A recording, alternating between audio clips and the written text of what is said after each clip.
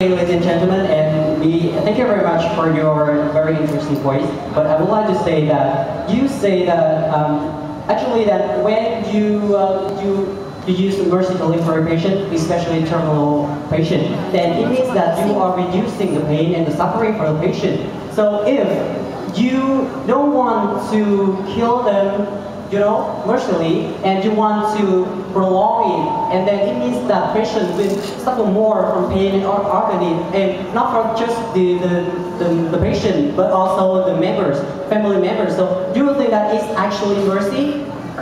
There's, as I said before, there's no clearance if a person can be cured or not. They can be healthy anymore. So if they believe that, okay, I don't want to live anymore, let's just kill me. And later we find out that that kind of thing, this person can be killed.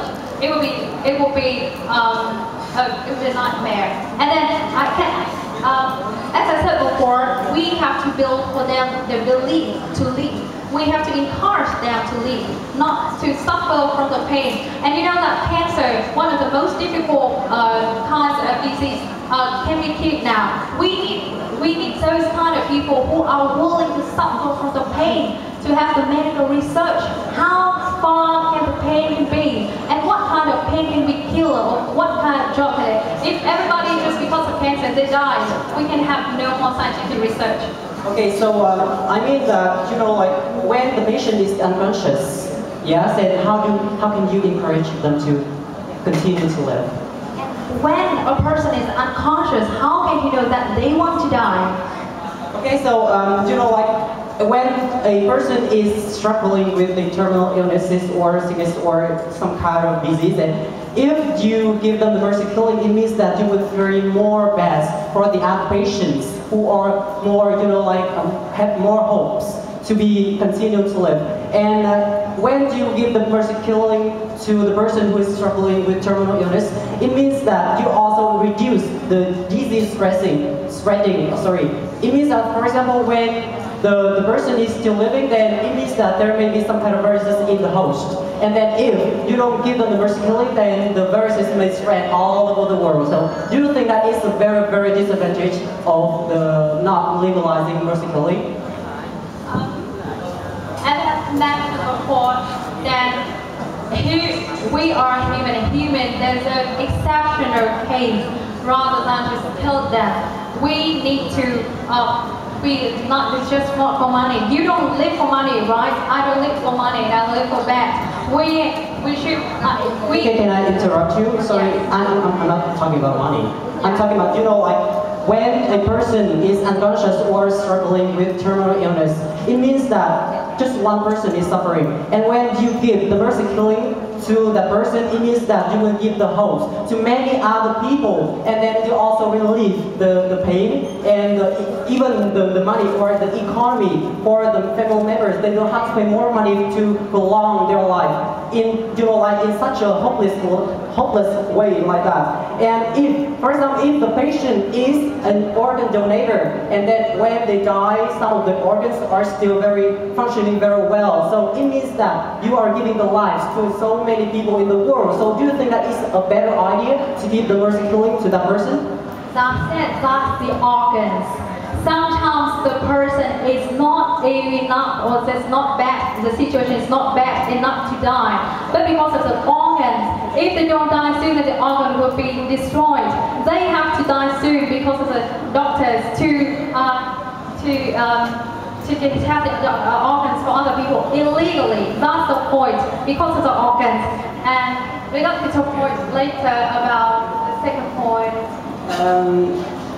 The second point, can you tell me something about the second point? I don't remember what I said. I said a lot, actually, right? So, so speaking of the illegal organ trade, then I don't think that is the problem, because when you go to the hospital, it doesn't mean that you are doing something illegally, and when you donate the organs to the hospital, it means that they have the right to give them to the other person, other people. So it's not illegal at all. I mean that we cannot control the system if the doctor want to have the So patient. you cannot control the whole system, then you say that everything is illegal? It's not true.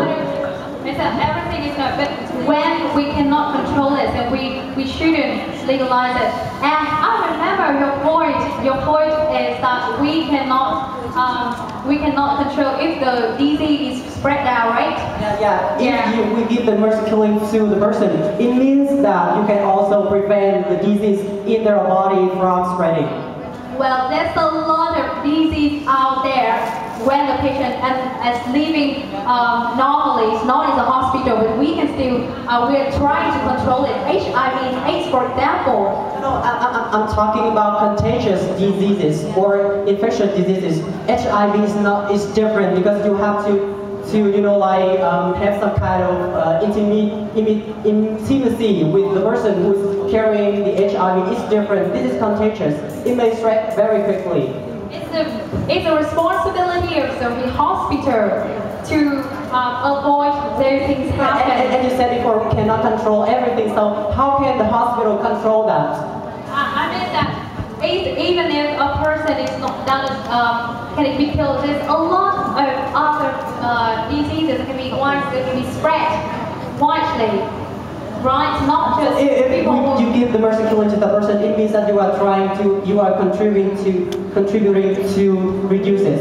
So do you think that is the better idea to give the person? Because anyway, then that person is not, the percentage of living is not very high. And if they can continue to live, then they cannot function well as the time that they did not have any problem with their body. So I don't think that if you don't give the mercy killing to that person, it's a better way for them to live. You'd rather die in peacefully than to live miserably, right?